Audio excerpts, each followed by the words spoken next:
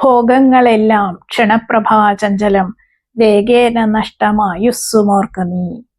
രാമാഭിഷേകം മുടങ്ങി എന്നറിഞ്ഞ് ക്രുദ്ധനായ ലക്ഷ്മണൻ പിതാവിനെ, ദശരഥ മഹാരാജാവിനെ വധിക്കാൻ പോലും തയ്യാറാവുന്നുണ്ട്.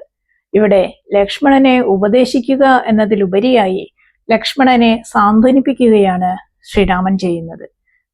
നിന്നേക്കാൾ എന്നെക്കുറിച്ച് വാത്സല്യം മറ്റാർക്കാണുള്ളത് എന്നൊക്കെ പറഞ്ഞ് സമാധാനിപ്പിക്കുകയാണ് ചെയ്യുന്നത്. സങ്കടം, ദുഃഖാണ് ക്രോധായിട്ട് പുറത്തു വരുന്നത്. വത്സ, സൗമിത്രേ, കുമാര, നീ കേൾക്കണം എന്ന് സൗമ്യമായി മൊഴിഞ്ഞുകൊണ്ട് ശ്രീരാമൻ ജീവിതത്തിന്റെ നശ്വരതയെക്കുറിച്ചും ക്രോധം ഉപേക്ഷിക്കേണ്ടതിനെക്കുറിച്ചുമൊക്കെ ലക്ഷ്മണന് നൽകുന്ന പാഠങ്ങൾ അധമ വികാരങ്ങളുടെ അന്ധകാരത്തെ നീക്കി വിവേകത്തിന്റെ വെളിച്ചമാണ് പ്രദാനം ചെയ്യുന്നത്.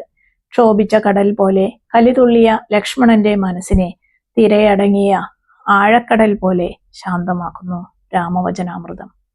മായക്കാഴ്ചകൾ നിറഞ്ഞ ജീവിതത്തിന്റെ നശ്വരതയെപ്പറ്റി, ഭോഗങ്ങളെല്ലാം ക്ഷണപ്രഭാചഞ്ചലം വേഗേന നഷ്ടമായുസ്സുമോർക്ക നീ എന്ന് പറഞ്ഞുകൊണ്ട് ലക്ഷ്മണനെ ബോധവാനാക്കുന്നു.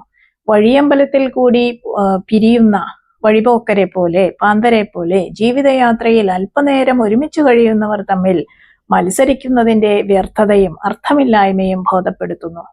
ക്രോധമെന്ന വികാരത്തെ സർവ്വതും നശിപ്പിക്കുന്ന മായയോടാണ് താരതമ്യം ചെയ്യുന്നത്. കാമക്രോധലോഭമോഹാദികൾ ശത്രുക്കളാകുന്നതും അറിയുക നീ എന്നും അനുജനെ ഓർമ്മപ്പെടുത്തുന്നുണ്ട്. ജീവിത യാഥാർത്ഥ്യങ്ങളെ തനത് ഭാവത്തിലും നിലവാരത്തിലുമാണ് ഇവിടെ വിലയിരുത്തുന്നത്. തീയിൽ ചൂടാക്കിയ ലോഹത്തിന് മുകളിലെ വെള്ളത്തുള്ളി പോലെ എന്നാണ് മനുഷ്യ ജീവിതത്തിന്റെ ക്ഷണികതയെ ഉദാഹരിക്കുന്നത്. പാമ്പിന്റെ വായിൽ അകപ്പെട്ട തവള ആഹാരത്തിന് വായ തുറക്കുന്നത് പോലെയാണ് വന്നുപോയിക്കൊണ്ടിരിക്കുന്ന സമ്പത്തും യൗവനവും സുഖങ്ങളും മനുഷ്യർ തേടിപ്പിടിക്കുന്നത്. മായാസമുദ്രത്തിൽ മുങ്ങിക്കിടക്കുന്നത് കൊണ്ട് ആയുസ് പോകുന്നതും മനുഷ്യരറിയുന്നില്ല. ജ്യേഷ്ഠൻ നൽകിയ ഈ കൗൺസിലിങ്ങിലൂടെ, ഈ സാന്ത്വനത്തിലൂടെ നിരവധി ജീവിത സമസ്യകൾക്ക് ഉത്തരം കണ്ടെത്തിയ ലക്ഷ്മണൻ ഒരു ജ്ഞാനിയായി മാറുന്നതാണ് പിന്നീട് നിഷാദ രാജാവായ ഗുഹനുമായുള്ള സംഭാഷണത്തിൽ നിന്ന് നമുക്ക് കാണാൻ സാധിക്കുന്നത്. രാജഭോഗങ്ങളെല്ലാം വെടിഞ്ഞ് കാട്ടിലേക്ക് പോകേണ്ടി വന്ന ശ്രീരാമചന്ദ്രനെ കുറിച്ച് ഗുഹൻ സങ്കടപ്പെടുമ്പോൾ ലോകേ സുഖാനന്തരം ദുഃഖമായി വരുന്നു, ആകുലമില്ല ദുഃഖാനന്തരം സുഖം എന്ന് പറഞ്ഞുകൊണ്ട് ലക്ഷ്മണൻ സമാശ്വസിപ്പിക്കുകയാണ്. ആത്മഹത്യകളും പീഡനങ്ങളും ലഹരി ഉപയോഗവും ഒക്കെ വർദ്ധിക്കുന്നതിന്റെ കാരണങ്ങളിൽ ഒന്ന് തകരുന്ന കുടുംബാരോഗ്യമാണ്.